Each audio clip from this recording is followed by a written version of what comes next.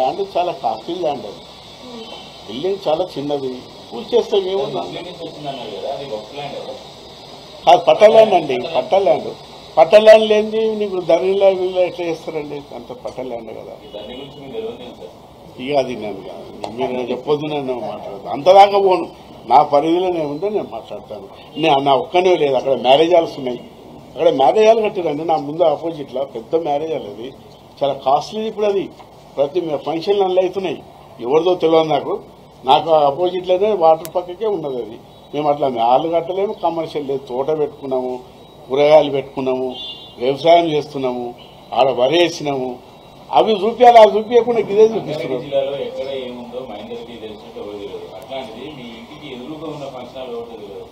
నాకు నిజంగా తెలియదండి.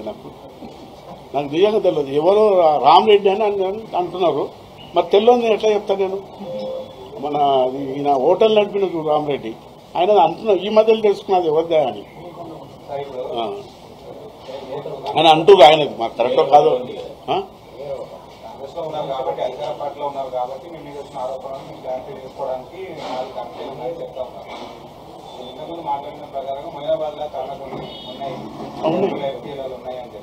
ఉన్నాయి, చాలా ఉన్నాయి. ఇస్తాము, చెప్తాము. వాళ్ళ అవసరం ఉన్నప్పుడు ఎంక్వైరీ చేస్తారు. ఇప్పుడు నేను చెప్పేదానికన్నా ఇప్పుడు ఒక దానికో సమస్య పెట్టారు, దానికి ఐఏఎస్ ఐపీఎస్ ఆఫీసర్ని వేస్తారు. అతను చూస్తున్నాడు, అతనికి సహకరిస్తాం తప్పకుండా.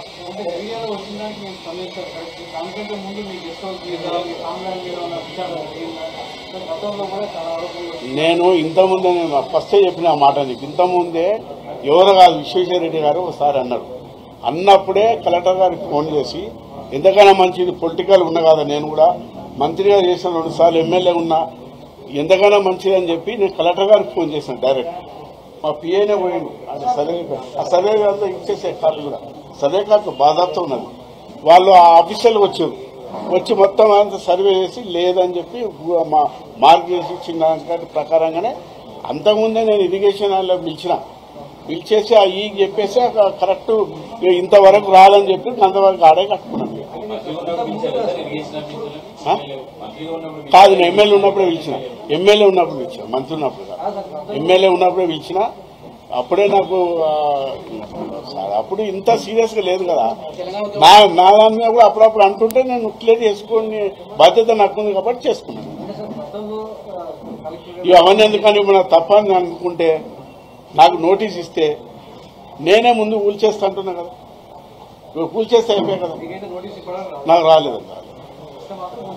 కూల్చేస్తా, నోటీస్ వస్తే కూల్చేస్తా. ఇప్పుడు ఎందుకంటే చాలా మంది కొట్టుకుపోయి ఆపుకున్నారు కదా అందరూ. అరే ఉన్నది నాకు, అందుకే ధైర్యంతో చెప్తున్నా మీకు.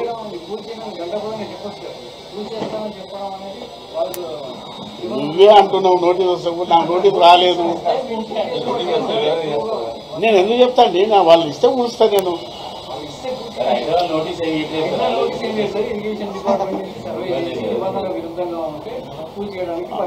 సర్వే చేసినాకనే తప్పు ఉంటే నేనే కూల్చేస్తా అంటున్నాను. కూల్చిపడేస్తాను. ఎందుకు కూల్స్తామండి? ఎందుకు కూల్చారో నాకు అర్థం కాదు. మాది ల్యాండ్ ప్రాపర్టీ అంతా ఆడ వ్యవసాయం చేసుకుంటాం, మేము రైతులేమో. ఆడ మా ప్రాపర్టీ అది, మేము ఎందుకు కూలుస్తామండి? అది మేము తప్పని చేస్తే కూల్చేస్తాము. తప్పులేనని ఉత్తరం నేనే ముందే కూర్చేసుకున్నాను. అవును, మా తాత ఉన్న భూమి అండి అది, వారసత్వం వచ్చిన భూమి అది. ఇప్పుడు ఆ ముస్లింలు అమ్మిన ప్రకారం వచ్చిన భూమి అది. 14 ఎకరాలు అండి. 14 ఎకరాలు 14 గుంటలు.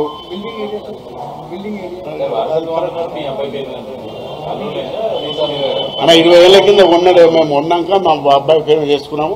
ల్యాండ్ క్లియర్ ల్యాండ్, నాదే కాదు అది. అక్కడ రామరెడ్డి ఉన్నాడు, ఇంకో అతను లక్ష్మీనారాయణ ఉన్నాడు, అందరం కలిసి కొనుక్కున్న ల్యాండ్ అది. పట్టా ల్యాండ్ అది.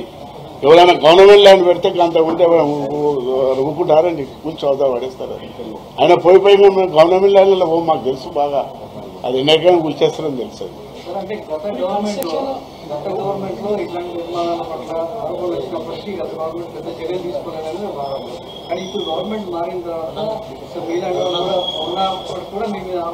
ఇప్పుడు ఆ ప్రభుత్వంలో ముఖ్యమంత్రులు వాళ్ళు చేసిన దాన్ని ఈ ప్రభుత్వం వచ్చినాక ముఖ్యమంత్రి గారు చేస్తుంది కాబట్టి ఎవరో ఆలోచన తీరుంటుంది, దానికి నేనే చెప్తానండి. నేను అప్పుడు తప్పు చేయలేదు, ఇప్పుడు ఇప్పుడు ఏదైతే జరుగుతున్నదో స్పెషల్గా ఒక డిపార్ట్మెంట్ పెట్టి ఇప్పుడు స్పెషల్ చేస్తుంది కాబట్టి దానికి తప్పకుండా నా మీద వచ్చింది కాబట్టి చెప్పుకుంటున్నాను. నేను రోజు నా మీద వస్తుంది కాబట్టి ఒక మంత్రి మీద వచ్చి మంత్రి చెప్పేసి అయిపోయింది. నా యొక్క ఇటుకే పెళ్లి ఉంటే కూడా కూల్చేయమన్నాడు. ఆ మంత్రి లేక నాది కూడా ఇటుకే పెళ్లి ఉంటే కూల్చేయమంటున్నా. చెప్పవలసిన బాధ్యత నా మీద చెప్తున్నా.